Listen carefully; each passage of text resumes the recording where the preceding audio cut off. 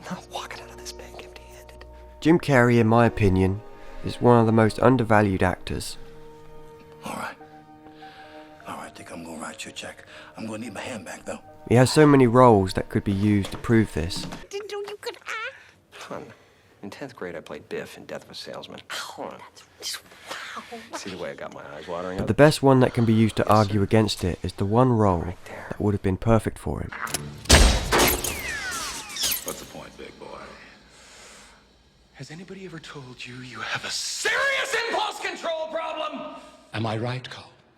My favourite Jim Carrey comedies are the ones that everyone hates. I have had some trouble. Yes Man, his last truly good film. Alrighty, gang! Who wants to watch Chamber of Secrets? Get away from me. It tends to be for Jim Carrey that the storyteller is not working through him, but that Jim is working through the storyteller. Bye, Carl.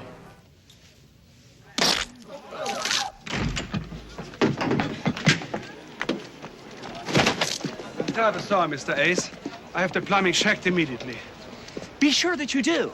If I'd been drinking out of the toilet, I might have been killed. Jim is working on a level of method actor, except Jim is the comedic thespian. My straw reaches across the room But I'm focusing on his comedies, and starts to drink your milkshake. because nowadays they are too easily brushed aside. Drink your milkshake.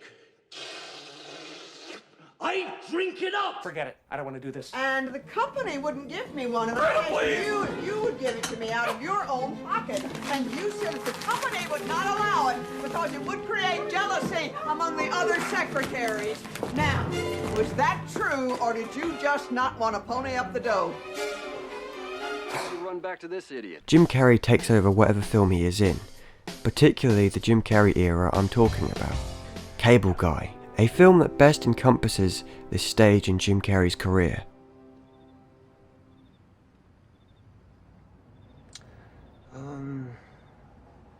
Goodbye. In a film where Jim Carrey is let loose to roam, it is criminally overlooked and downright weird. I wish they would. I'm just so tired, Steven. So very tired. Jim Carrey is so crazy good in this movie that Owen Wilson can't help but smirk at the fact that Jim Carrey is beating the living shit out of him with funny. He loves me. Little Jose bear. Ben Stiller's irreverent humour is not for everyone in this film. It is bordering on just plain weird. And I do think that narratively the film falls flat whenever Jim Carrey is not centred on the screen. Damn it. Son of a bitch. And any absence of his causes the film to drag on, in a zingless atmosphere before Jim Carrey returns. He's a friend of mine. I'm a preferred customer. All I have to do is page him, and we should have this fixed in no time. In what I think the best example on how Jim Carrey would have been great, if not the perfect actor, to play the Joker. I just want to hang out. No big deal.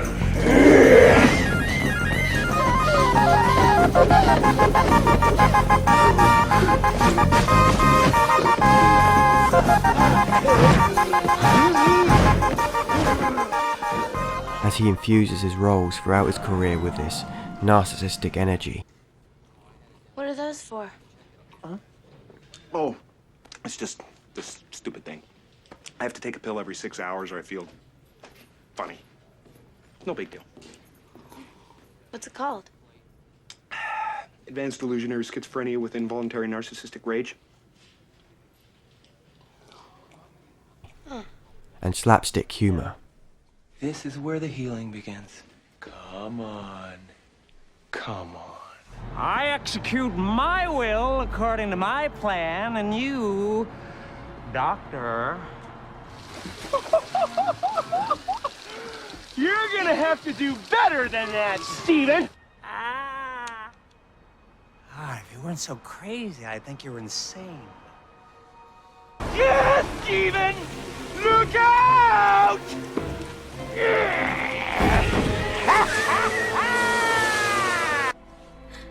You left me in a black hole of rage and confusion. Without the medicine you practice, Dr. Quinzel. Could you scooch over just a tad? Thanks. Hey! Let's kick the shit out of this crazy asshole. Wait! He's a schizo! He did play the Riddler in Joel Schumacher's Batman, but that was Joel Schumacher's Batman. If there's anybody watching this that, let's say, loved Batman Forever and went into Batman and Robin with great anticipation, if I disappointed them in any way, then I really want to apologize, because it wasn't my intention. My intention was just to entertain them. I just hope, or more like I wished, Jim Carrey had a real crack at that character. Maybe as a much older Joker. Because his role in the film borders heavily on the pathos of a constant referential Deadpool. Future is now!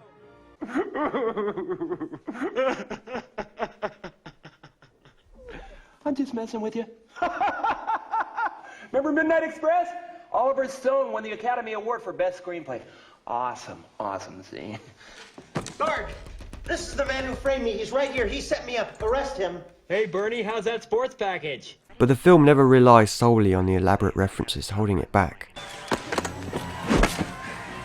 This is like when Spock had to fight Kirk on Star Trek. Best friends forced to do battle.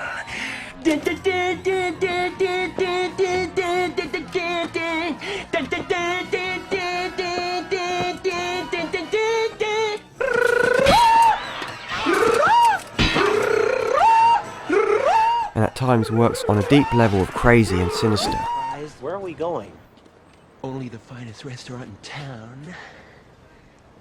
Open sesame. In a comedic role, it begs the question if Jim Carrey is taking the character super seriously. I mean, look at me, come on! As you realise that the cable guy is Jim Carrey. I learned the facts of life from watching the facts of life! Oh, God! In fact, I'll say it's hard to figure out what the film means now. What they are talking about in The Cable Guy is a whole new beast in itself. Hey.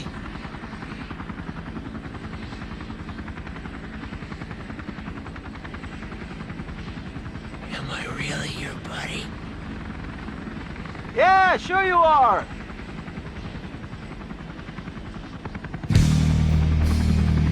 Jumping ahead with the earliest film, No. the opening of Yes Man is classic Jim Carrey. And at this point we've seen it so many times, his way of introducing himself in his films. The most iconic being Ace Ventura. Ace Ventura takes a good 10 minutes of introductions, and Yes Man distills this down into 2 minutes 30 seconds, and that's including the Warner Brothers logo, from the Journey ringtone from his phone, snap to him refusing to answer an unknown number. At this point the scene plays out like an unboxing, first to slip, then the pullback to see he is inside a Blockbuster video, Oh man, that sounds great. as he lies about it to his friend. I'm just so jammed up. I'm totally off the grid, you know what I mean? Now the whole scene is Jim Carrey not telling the I truth. got a bunch of stuff going on. There's this thing I gotta do. Any other night would have been great. Darn it to heck! He's an evasive, lonely character who tends to say no, which is simply a setup for the whole film's hypothetical plot device. Yes. Say it again.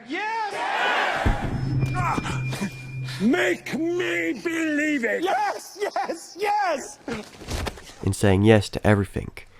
And yet, Jim Carrey is able to lay down a foundation for the main character so quickly, introducing the main character so effortlessly. In a matter of seconds, in a more tamed and paced way, it is very reminiscent of Dumb and Dumber. Excuse me. Could you tell me how to get to the medical school? I'm supposed to be doing a lecture in about 20 minutes and my driver's a bit lost. You go straight ahead and you make the left over the bridge.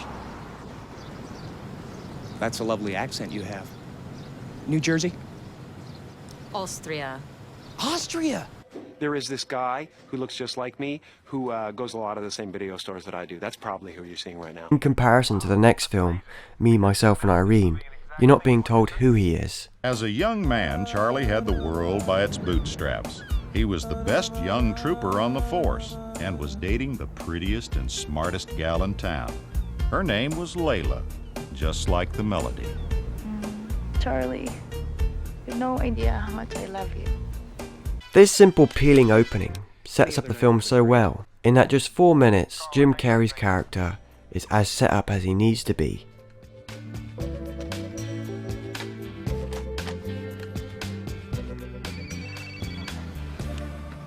Jesus, Pete, I'm not in or I'm busy.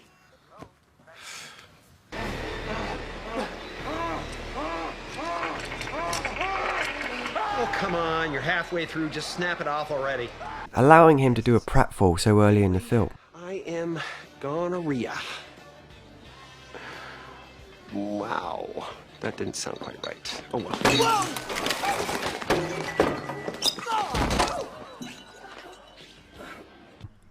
This shows how Jim Carrey can make his roles his own in no time at all. Hands off, Hank. Yes Man and many other of his films have well-balanced introductions. Me, Myself and Irene has one of the weaker introductions because of the Farley brothers' irreverent comedy that fails to get a laugh so early in the film, before we have barely introduced Jim. You know, maybe it's best if we just go back and begin at the beginning. Where the funniest moment is a reaction shot. Unlike their first film with Jim, in Dumb and Dumber, around the 10-minute mark is when Carrey is able to get his legs back. I prefer surf. He's a funny motherfucker. It's a whole different movie, as the brothers seem to be trying to rekindle the success of that infamous scene in There's Something About Mary. The wife's got it in the shitter.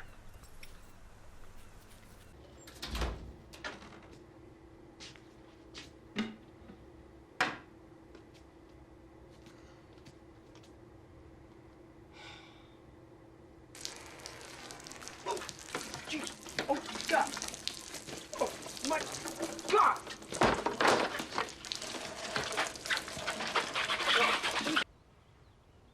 It wasn't for me.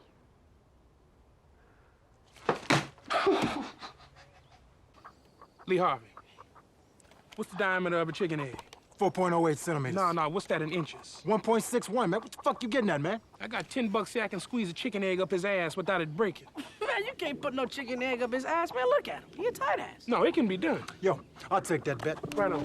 Pull your ass out. The perfect way to introduce Jim Carrey in films is giving him an entire scene in the opening and letting him run with it. Sometimes, literally. Every night and every cloudy day, spread my wings and fly away. I believe I can soar. Catch me going through that open door. I believe I can fly. I believe, I believe, I believe.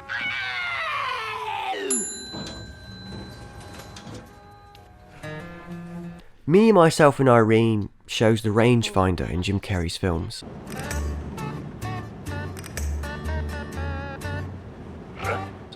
He plays two opposites. He's nice guy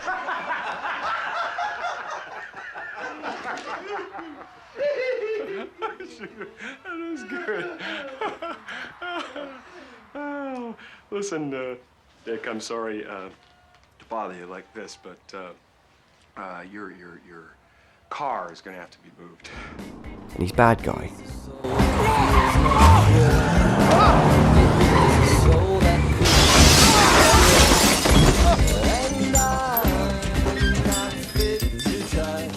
There you go, Dick. I parked it for you. Right away. You got a headlight out. Each one hits different marks in the film. When he's a nice guy, it's more about being a stooge. Jump off! Jump off that train!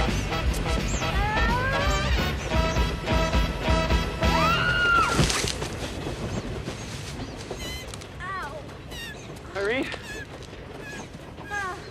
Come on, stop fooling around. And when bad, it's less irrational version of the mask. Okay, wait, can you just...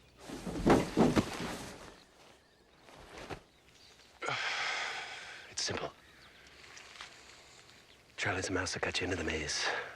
I'm the rat who knows how to find the cheese. His name's Hank. Hank Evans. And in that sense, Jim Carrey, in Me, Myself and Irene, is Jim returning to old roots.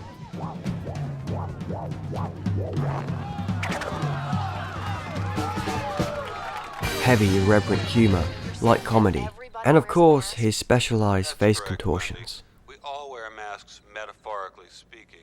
We suppress the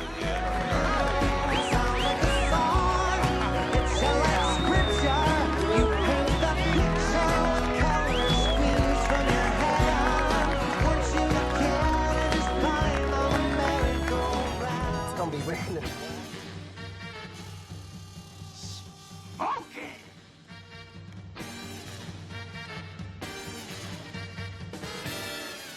It's hard to pick a favourite scene for Me, Myself and Irene, because we have two very different Jim Carreys in this film. That's kind of dangerous. You want to move it up onto the sidewalk, away from the traffic? My dad says you're a joke, and I don't have to listen to you. For Charlie, the good guy, it's the menial tasks, the everyday things that Jim turns into gold.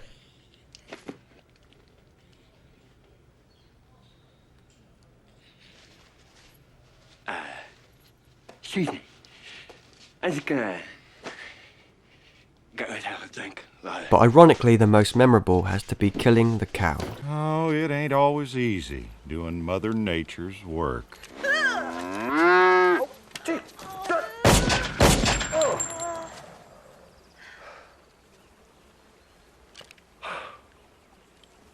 Oh. Do you believe that? Oh my God in heaven!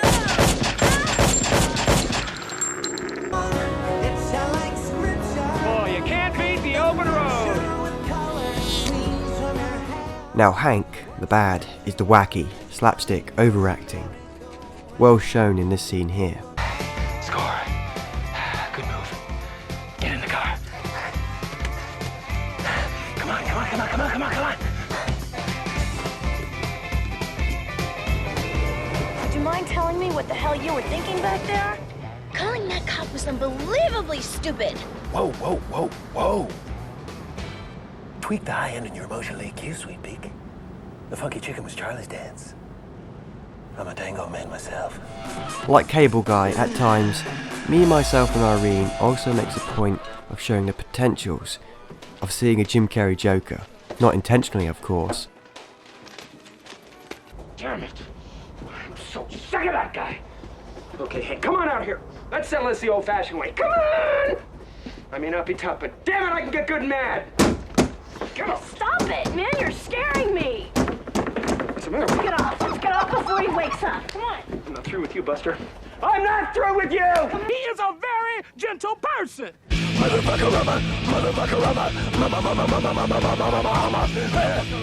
The film takes a good half an hour before it gets going on its way, but Carrey manages to make it better than it was ever meant to be. Stay away from me, Hank. I know what you had planned, okay? I saw your so-called supplies.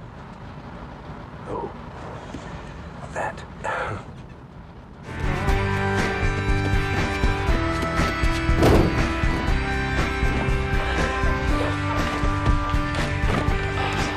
Normal everyday psychotic episode caused by a tumor or brain lesion. Start! I was lucky. Much like before, Jim Carrey is returning again to a familiar set with Stephen Odenkirk, co-writing the script. Come on, man. Calm down. Do not need God. Do not have his powers. If that was God, then I'm Clint Eastwood. Holy hell!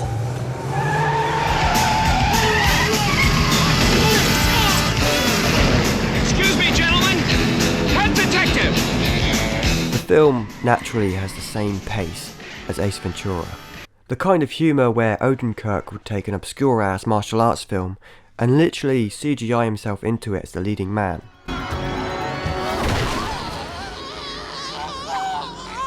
Gotta somehow respect that. I mean, crap, man. Look at that. That's like his stomach plug on the ground back there. Hey, did that monkey just come out your crack, man?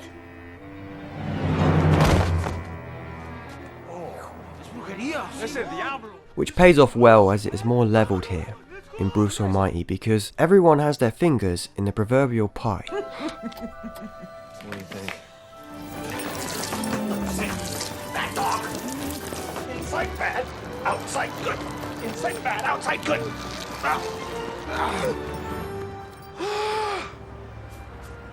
Oh, you're done now.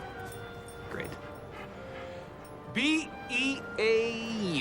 It does lead with that same wacky humour as one of Jim's weaker films. I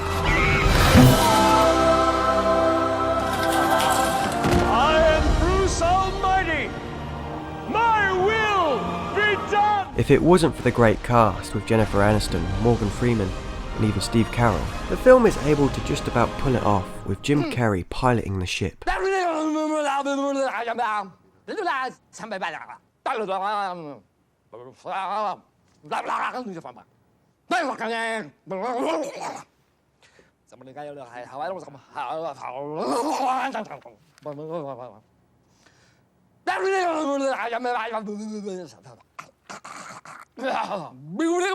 Best shown in his famous scene as we cross-cut between reaction and monologue from both Steve and Jim, an enraged reaction to Jim to Aniston.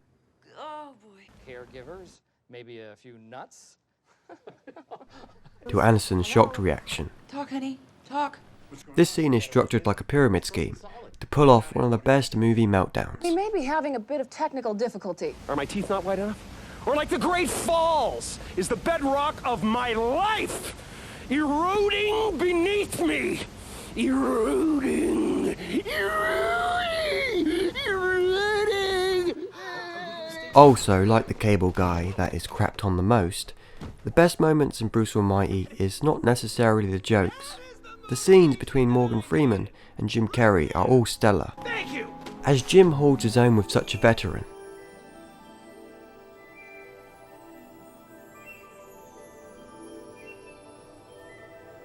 Am I? You can't kneel down in the middle of a highway and live to talk about it, son. But why? Why now? Bruce, you have the divine spark. You have the gift for bringing joy and laughter to the world. Alrighty then. And the veteran holds his own with such a joker. There we are. Mount Everest. You should flip on the Discovery Channel from time to time. But I guess you can't now, being dead and all. I'm dead? Nah, I'm just messing with you. That's not funny, man. That is not funny.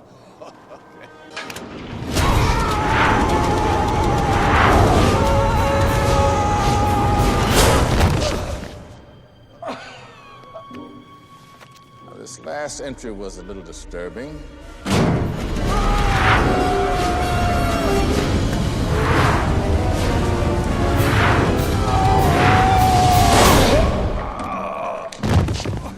The gloves are off, God. At this point, a narcissistic element in the last few characters can be seen. This was a great template in films Jim chose to make. The most extreme is probably The Grinch. I don't know why I ever leave this place. I've got all the company I need right here. Hello! Hello! How are you? How are you? I asked you first. I asked you first. Oh, that's really mature, saying exactly what I said. A self-interested role that slowly becomes more empathetic and caring character. Check your character. Okay, this is T100, take one. Sounds good. Mark? I will show you pieces of yourself and your own psyche you never dreamed existed. For I am Count Olaf. Tell I like Jim Carrey. I think Jim Carrey is one of the greatest comedic actors of the 21st century. Easily.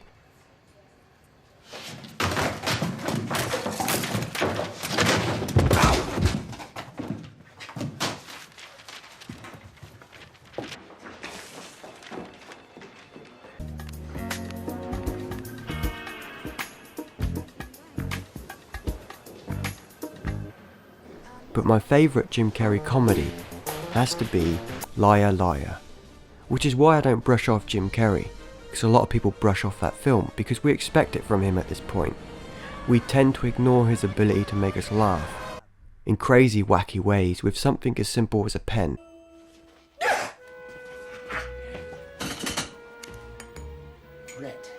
Red. All right? Now focus. The color of this pen is A scratch.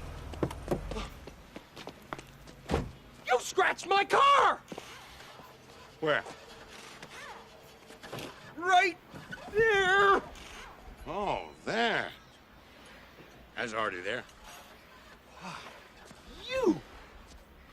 You liar! And your mother called? Are you still on vacation? No!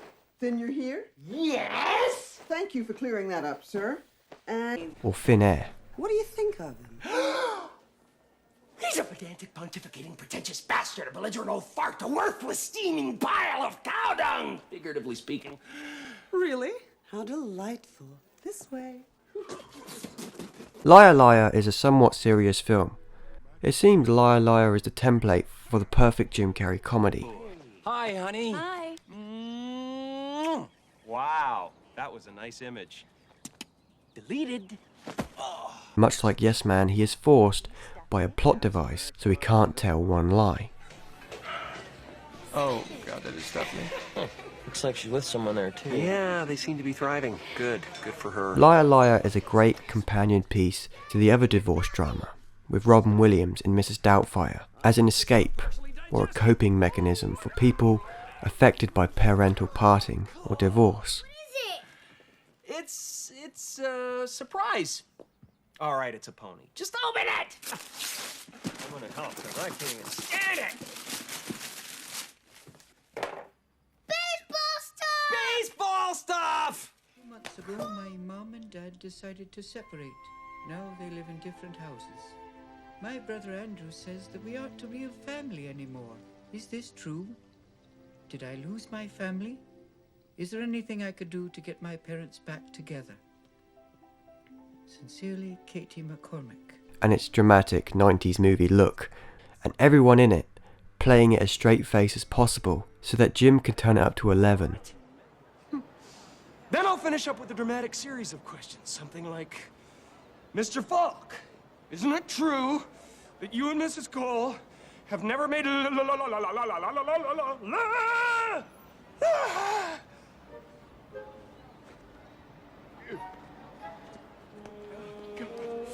can't do it.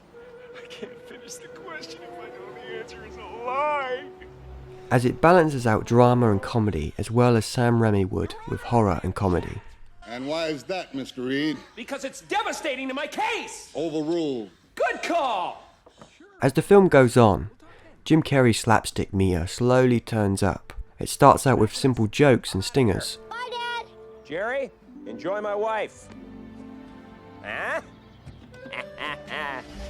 As the story delves into the realm of fantasy, Jim incrementally adjusts his antics to a fever pitch. After the wish is granted, it's a gravy train of some of Jim's best bits.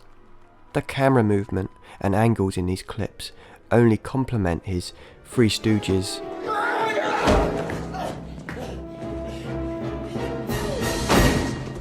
Buster Keaton,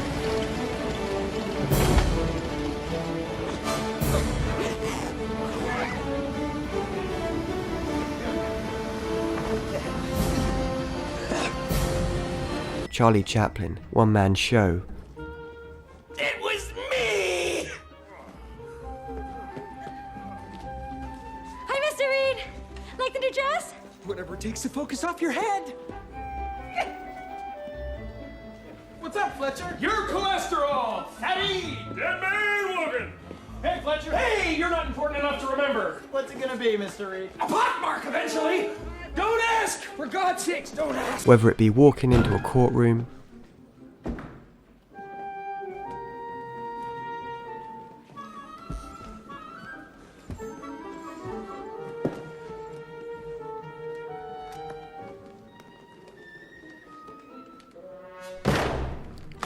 trying with every atom of his soul not to tell a lie.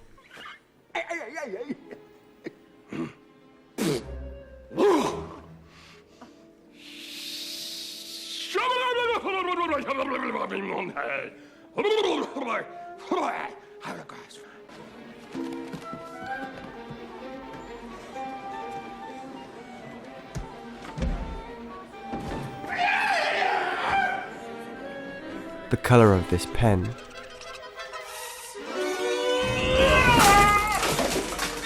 Walking to the elevator.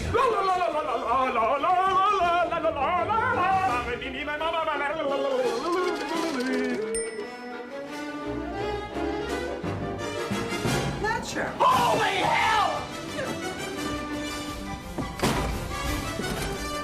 The speeding ticket. You know why I pulled you over? Depends on how long you were following me. Why don't we just take it from the top?